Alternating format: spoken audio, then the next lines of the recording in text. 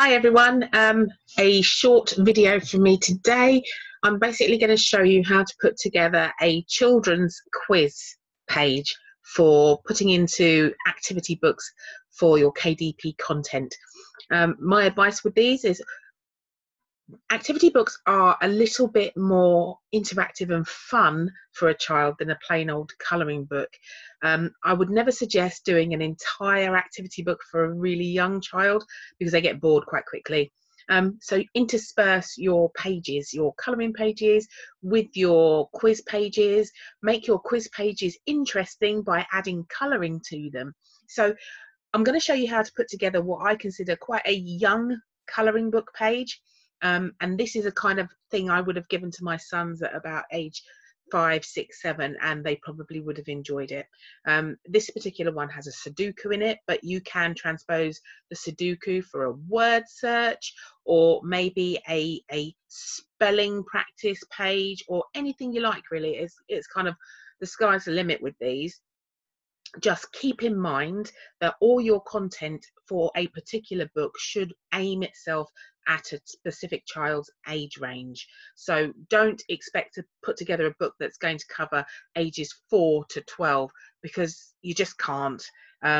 It's not going to make any of those children in that age range happy. They're going to either be frustrated by the simpleness of the book or bored out of their tiny minds trying to do it, or it's just going to be too difficult and they'll lose interest. And that's not what you want, because parents won't keep coming back if the content you're providing for their kids doesn't really suit their needs. So this particular one is a very simple one. So I will go ahead and I will show you, and then I'm going to just basically say to you, go ahead and kind of, let your imagination run. I'm specifically using some graphics for this one from a lady called Cheryl Francis, whose work is incredibly good. She has an amazing pack of graphics going, which I would sincerely suggest you buy. I'm not affiliated, so this is me just giving you a really good tip, really. And she has given me a little money off code for you as well. So buy the pack. It's got something like 5,000 graphics in it, and it's got matching graphics. So quite often you've got the line only graphic, but also a colored version of the graphic, which would mean that you could repeat some of the line only graphics you've got on the cover of your book and give it a bit of, melding together, give it a branded look, which I often do with my own books, and quite often I have to actually do the colouring in of the line graphics myself, which is a little bit time consuming, but I'm sad and I quite enjoy it. So here we go, and you'll see what I mean.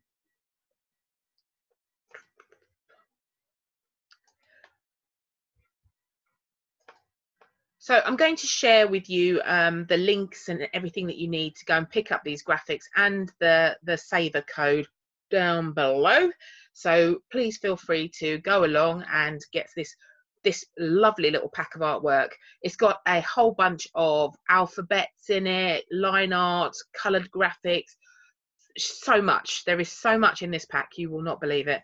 And the best thing about it is that with Cheryl, your graphics are completely use free, so you can do what you like with them. She doesn't put any stipulations on you can't use it for pod, or you can't do this with it, or you can't do that with it. It is commercial usage completely for the price, so it is an absolute bargain. Right, so this is my starter page.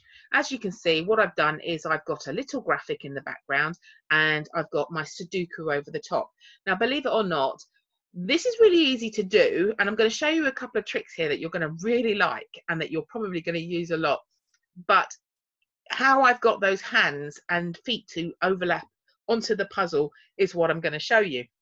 So we'll start off with a new blank page. As you can see, I've already got the grid in place. So I've got that on top, which I will at the end delete. And again, it is purely there to help you know not to go over specific edges. So the first thing I'm going to do is I'm going to insert my graphic, my little robot graphic. Robot graphic by Cheryl Francis. So here we go. So picture. If PowerPoint wants to play today, that is. Right, so let me find my graphics. Where did I put them?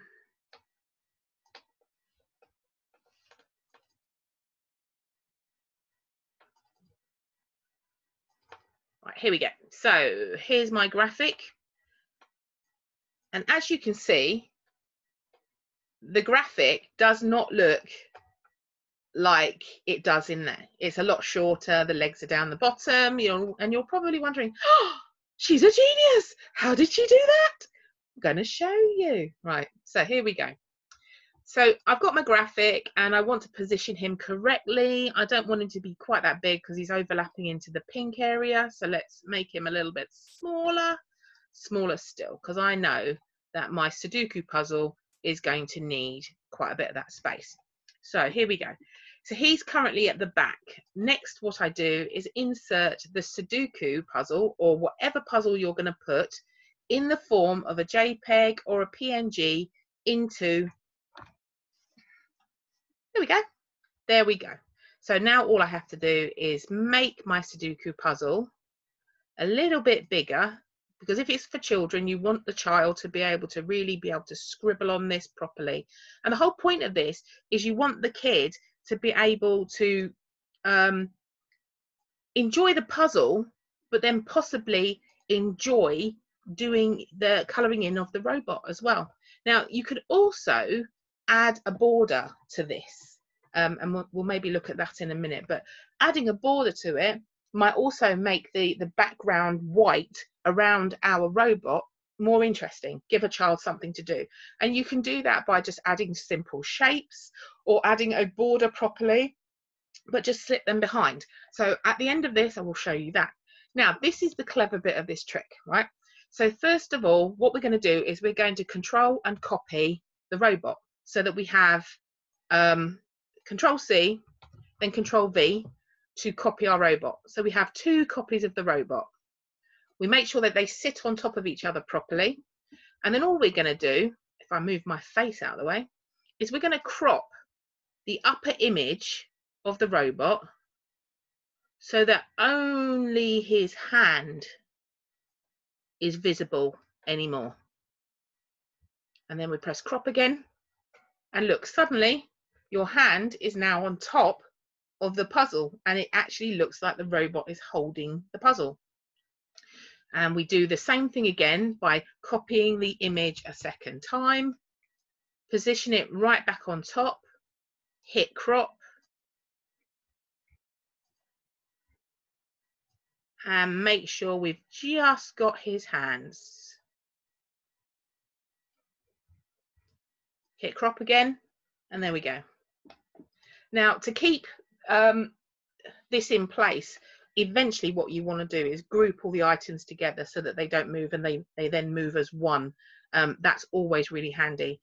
And the same tactic we're going to do again: copy, paste, position the robot in the right place, and then we're just going to crop his feet. So go all the way down so that just his feet is showing. Take out that hand. Now we've got his feet. Confirm the crop, and then move the feet to the bottom of the image, and then hit send backwards a few times, and the feet are now behind your robot. So if I move the box up a little bit, there we go. How simple was that? Incredibly easy to do. And all you then have to do is take out your background image, and you've got a really cute puzzle that looks like a robot is holding onto this Sudoku puzzle, which will really interest a child to do. You can do this with all sorts of images. The trick is really finding graphics that actually make this work. But you can do it with, say, for instance, a duck pecking the puzzle. You get me? There's loads of ways of making this work. But the tactic is to recopy the background image several times and just crop the bits that you want and make sure that they are in front of the puzzle that you are putting in. Right, I said I would quickly show you how to maybe do a background on this. So if I work there and then insert find some bits. Okay, here we go. Just triangles. So if I just put the outline on that as dark grey, change the fill to white, maybe make that outline a little bit darker. Okay, so and I want to move this to the back. Arrange, so send backwards, and what you want to do is make sure that when it's sent backwards it's actually behind your bottom robot. So you need to do it a few times until it really is at the back.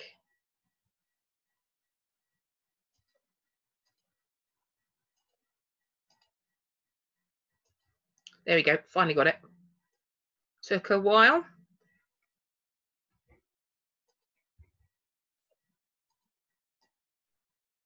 Ugh.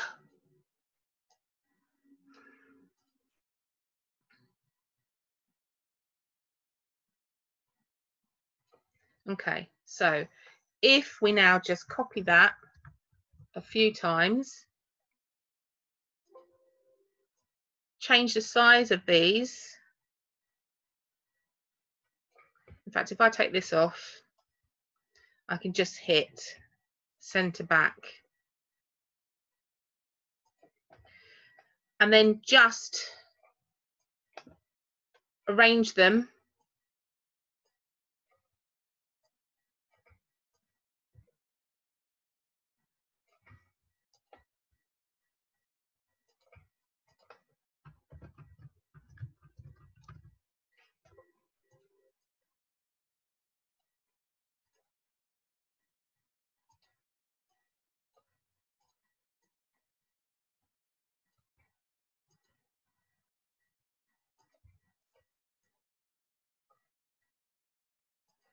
doesn't matter if they go off of the edge of the page, because at the end of the day, you know, that will get cropped off. It is about just making the page look a little bit interesting. You could use any shape that's in the arsenal of PowerPoint.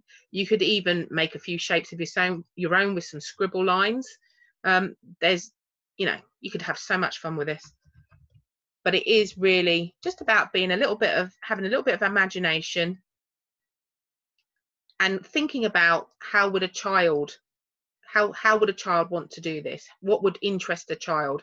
But all of these shapes that I'm putting on are now colorable. So you put it on and the child can color these in. They can color the entire background behind the robot in. You could use any shape that you like. For instance, with this robot, I would be tempted to use a cog, for instance, because that would fit the theme of the robot. Anyway, I could sit here all day doing this and bore the life out of you, but I think you've probably kind of got the message as to what this could look like as a finished product and how interesting this could be for a kid. So my suggestion is you go along to Cheryl's little Gumroad, isn't it? Not Gumtree. Pick up her 5,000 bundle of graphics and just have a little bit of a playtime. Great pack, lots of really useful stuff. A lot of it is aimed at children. She used to be a yearbook creator and she specializes in graphics that appeal to children. So a real bargain. As I say, the link will be below. Go along and get it. It is commercial use friendly, and crack on. Have a great weekend, everybody. Thanks for watching.